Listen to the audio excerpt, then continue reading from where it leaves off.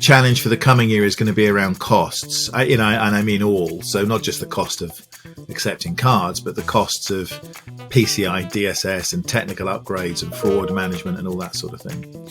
So I have a feeling that the way to get a hold of those, and it's interesting to see that the EPI is refocusing away from cards and more towards the sort of instant payments infrastructure, is to move in app.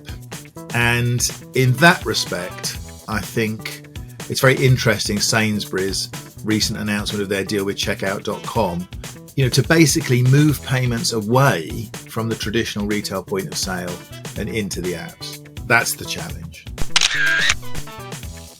So the biggest challenge of 2023 is going to be about doing more with less.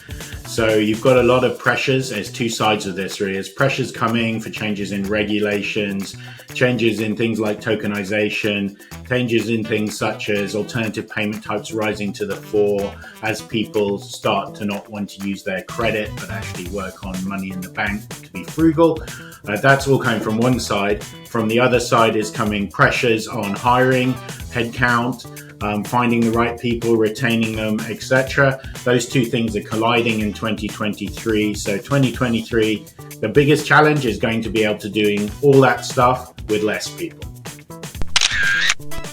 The main challenge for the merchant payments ecosystem in 2023 will be, in my opinion, the downturn of the economy. On the one hand, it will lead to a shift in consumer habits. We will see an increase in the usage of payment methods to the likes of credit cards, embedded finance products, and even a comeback of cash. And merchants and payment providers will need to adjust to this. On the other, innovation will take a backseat. There will simply be less investment money available for fintech projects and for non-baseline payment services.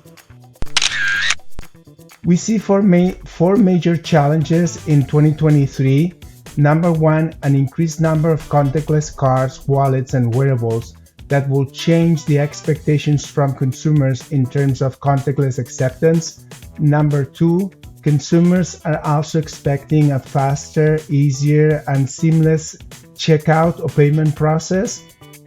Number three, there's going to be security concerns remaining, and therefore a need for education and training on new contactless technologies.